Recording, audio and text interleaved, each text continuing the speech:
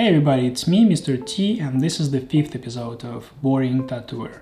In this video, I'll answer the question I'm most often asked. What voltage do I work at? The answer is, well, different voltages. There is no single right or ideal voltage. First, it's important to understand that different tattoo machines using the same power supply and being run at the same voltage will produce different speeds depending on the motor inside them. A good example is my beloved Bishop Wand Packer.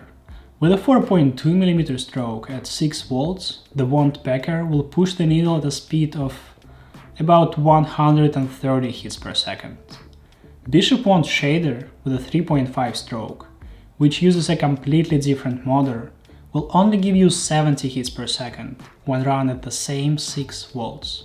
Second, all tattoo artists work at different speeds. Even if we're limited to tattooers who work in the same style, for example using liner needles for shading like me, each of them will be comfortable with their own hand speed and the speed of the machine they've chosen.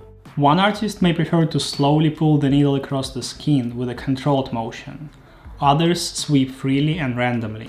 Beyond choices of technique, even the differences in hand size and the grips that you use to hold the tattoo machine vary from artist to artist. Third, different types of skin react differently to the tattoo process. Ideally, softer skin on the forearm of a younger person usually allows you to successfully put in ink at a reasonable speed.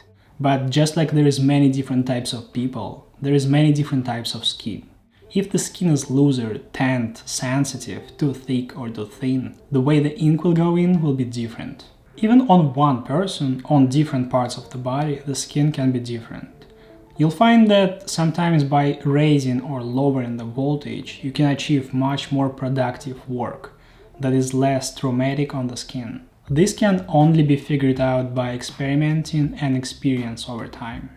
Lastly, the optimal voltage of the machine in any situation also depends on the amount of detail in the design and the size of the tattoo. For tattooing large areas of a design, it sometimes makes sense to increase the running speed, and for small details to lower the speed to reduce the risk of overworking the skin too much. This all results in one thing. When you ask what voltage I work at, hoping to achieve the same result, you limit yourself.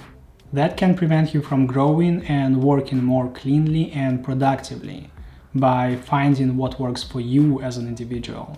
Most machines have instructions that give recommended voltage limits. For example, for the Bishop Wand Packer, this is from 6 to 8 volts.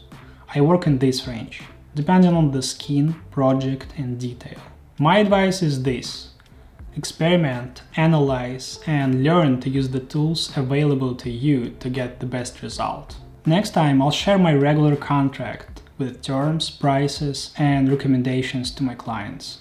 If you enjoyed the video, make sure to hit the like button and share it. The best thing you can do to pay back all the information I give you for free is sharing.